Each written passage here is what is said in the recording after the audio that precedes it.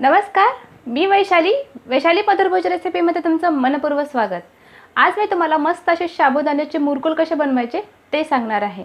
तर हे मुरकुल बनवायला खूप सोपे आहे आणि खायला तर खूप असे टेस्टी लागतात। जर तुम्हाला उपवास वगैरे असेल तर तुम्ही हे साबुदाण्याचे मुरकुल करून खाऊ शकता। वर्षभर मस्त असे आरामात टिकतात। हवं तुम्हाला जेव्हा तेव्हा खायचे असतील तेव्हा तुम्ही हे तळून वगैरे खाऊ शकता। चला मग मस्त अशा रेसिपीला सुरुवात करूयात।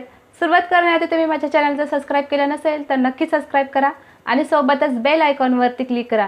जेव्हाही मी ते रेसिपीज अपलोड करेल तेव्हा त्याचा नोटिफिकेशन तुम्हाला मिळत राहील। तर सर्वात आधी आपण साबुदाणा भिजवून घेऊया। तर इथे मी हे 1 कप साबुदाणा घेतलेला आहे। जर तुमच्याकडे असा कप नसेल तर तुम्ही वाटीने देखील याचं प्रमाण घेऊ शकता। आता हा साबुदाणा आपण एका बाउल मध्ये टाकून घ्यायचा आहे। आता याला 2 ते 3 पाण्याने चांगलं स्वच्छ धुवून घेऊया। आता यामध्ये पाणी टाकून घ्यायचं आहे। आता याला असं धुवून घ्यायचं आहे। आता याच्यातलं जे पाणी आहे ते आपल्याला फेकून द्यायचं आहे। तर याला मी 2 ते 3 पाण्याने स्वच्छ धुवून घेतलेलं आहे। आता यामध्ये आपण पाणी घालायचं आहे। आता आपण पाणी गरम करून घेऊया। ज्या कपनी आपण साबुदाणा घेतलाय त्याचा 2 कप आपल्याला पाणी घालायचं आहे। हे बघा, यामध्ये मी 1 कप आणि हे 2 कप। तर पाणी आपल्याला गरम करून घालायचं आहे। तर इथे मी हे कपचं मेजरमेंट घेतलेलं आहे। जर तुमच्याकडे असा कप जर नसेल तर तुम्ही वाटीचं प्रमाण देखील घेऊ शकता। जेवढा साबुदाणा घेतलाय त्याचा दुप्पट आपल्याला यामध्ये पाणी घालायचं आहे। आता आपलं पाणी देखील चांगलं कडकडीत गरम करून झालेलं आहे, ते यामध्ये टाकून घेऊया। आता यामध्ये मी पाणी टाकून घेतलेलं आहे। पाणी तुम्ही जर मेजरमेंट व्यवस्थित टाकलं ना तुमचा साबुदाणा खूप छान असा फुलून येतो। आता यावर एक झाकण लावून घेऊया आणि हा साबुदाणा आपल्याला रात्रभर असाच भिजवत ठेवायचा आहे। तर दुसऱ्या दिवशी तुम्ही पाहू शकता आपला साबुदाणा छान असा भिजलेला आहे। तर या ठिकाणी बघू शकता, हे बघा सहज असा मॅश होतोय। तर अशाच पद्धतीने आपल्याला हा साबुदाणा भिजून घ्यायचा आहे। तर साबुदाण्यामध्ये थोडंफार पाणी असेल तर काही हरकत नाही, पण खूप जास्त पाणी असेल तर तुम्ही हे चाळणीवर टाकून हा साबुदाण्यातलं पाणी निथळून घेऊ शकता। तर इथे मी हे 1 किलो बटाटे घेतलेले आहेत। बटाट्याला शिजवून घेतले आणि त्याच्यावरची साल काढून घेतलेली आहे। तर 1 कप साबुदाण्यासाठी 1 किलो मी इथे बटाटे घेतलेले आहेत। आता हे बटाटे आपण चाळणीवर खिसून घेऊयात। तर इथे एक मी चाळणी घेतली, पुरण चाळणी घेतलेली आहे। पुरण चाळणी सगळ्यांच्याच घरी अवेलेबल असते। आणि त्याचबरोबर इथे मी एक छोटं भांडं ठेवलेलं आहे। आता हे ठेवून आपण आधी बटाटे खिसून घेऊयात। तर बटाटे खिसत असताना याच्यात छोटे छोटे अशा फोडी करून घ्यायच्या, म्हणजे बटाटा असा लवकर खिसला जातो। आणि अशी एक वाटी घ्यायची, म्हणजे अशी गोल अशी वाटी घ्यायची आहे आणि हा बटाटा आपल्याला असा व्यवस्थित चांगला खिसून घ्यायचा आहे। तर ह्या अशा वाटीनं आपल्याला असं मॅश करून घ्यायचं आहे, म्हणजे असे बटाट्याचे तुकडे करून घेतले ना तर लवकर असा मॅश होतो। तिथे तर आपला हा बटाटा खिसून झालेला आहे। तर या ठिकाणी बघू शकता मस्त असा आपला हा बटाट्याचा किस बघू शकता छान असा पडत आहे। हे बघा, अगदी छान पडलेला आहे। तर अशाच प्रकारे आपण बाकीचे बटाटे देखील चांगले असे खिसून घ्यायचे आहेत। तर इथे मी हा सगळा बटाटा चांगला असा खिसून घेतलेला आहे। तर या ठिकाणी बघू शकता। आता याच पद्धतीने आपण साबुदाणा देखील आपल्याला चांगला खिसून घ्यायचा आहे। तर इथे मी हा साबुदाणा टाकून घेते।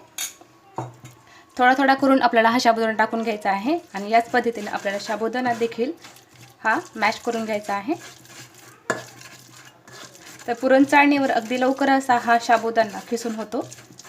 तर अशाच प्रकारे आपण बाकीचा साबुदाणा असाच खिसून घेऊया।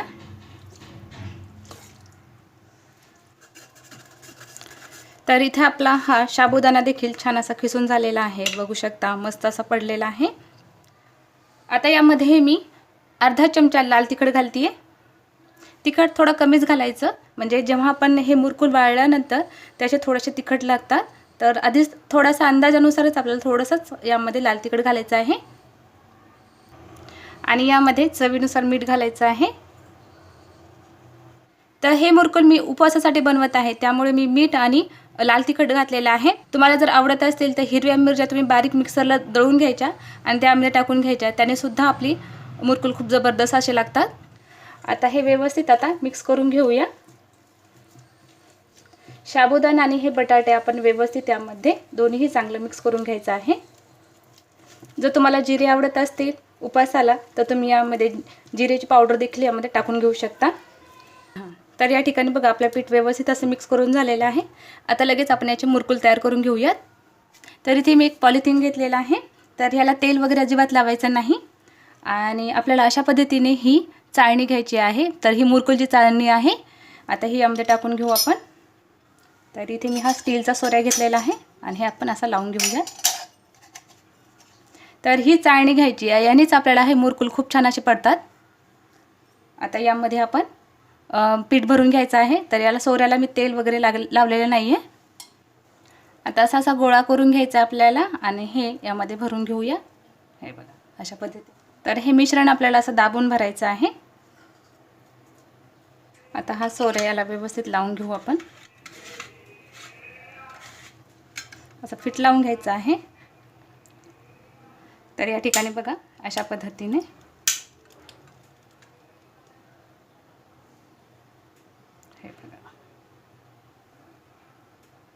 हे बघा अशा करून घ्यायच्यात आपल्याला।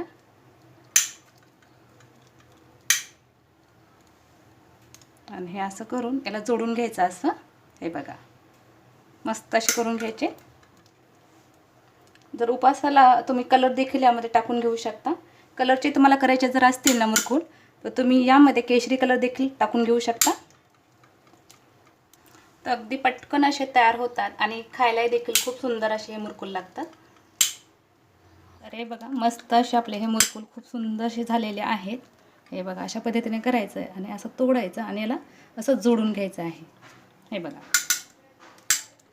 याच्यात तुम्ही असे कुरकुरे देखील करू शकता। जर तुम्हाला असे करायचे नसतील तर नुसते असे तुम्ही अशा पद्धतीचे हे असे लाईन सुद्धा मारून घेऊ शकता असे। तर याच पद्धतीने मी सगळे बाकीचे मुरकुल असे करून घेते। तर इथे मी हे सगळे मुरकुल असे तयार करून घेतलेले आहेत आणि हे कडकडीत उन्हामध्ये 2 दिवस आपल्याला चांगले असे वाळवून घ्यायचे आहेत। वाळल्यानंतर मी तुम्हाला नंतर याची तळून दाखवणार आहे। तर इथे मी हे 2 दिवस छान असं कडकडीत उन्हामध्ये चांगले असे वाळवून घेतलेले आहेत। तर हे मुरकुल खूप छान असे वाळलेले आहेत। तर याचा आकार तुम्ही बघू शकता खूपच छान असा तयार झालेला आहे। तर इथे मी काही थोडेसे असे मुरकुल केलेले आहेत आणि काही थोडेसे मी इथे कुरकुरे देखील करून घेतलेले आहेत। अशा पद्धतीने हे बघू शकता। तर कुरकुरे आपले देखील छान असे वाळून झालेले आहेत। आता हे मुरकुल तुम्हाला मी तळून दाखवते। आता इथे तेल चांगलं गरम झालेलं आहे। आता हे तुम्हाला इथे कुरकुरे टाकून दाखवते। तर बघू शकता मस्त असं तळलेलं आहे आणि तळल्यानंतर तुम्ही पाहू शकता खूपच सुंदर असं तयार झालेलं आहे। आणि लगेच याला तेलातून काढून घ्यायचे। खूप वेळ तेलात ठेवायचं नाही, नाहीतर हे कुरकुरे आपले करपू शकतात किंवा ते असे काळे पडतात। तर लगेच तेलातून असे बाहेर काढून घ्यायचेत आपल्याला। तळल्यानंतर आपण हे प्लेटीत काढून घ्यायचे आहे। आता आपण मुरकुल देखील चांगले तळून घेऊया। आता हे मुरकुल देखील हे बघा खूपच छान असे तळलेले आहेत आणि मस्त असे फुगलेले आहेत। तर याला देखील आपण लगेच तेलातून बाहेर काढून घ्यायचे आहे। हे बघा खूपच छान असे तयार झालेले आहेत। तर दुसरं एक तुम्हाला तळून दाखवते।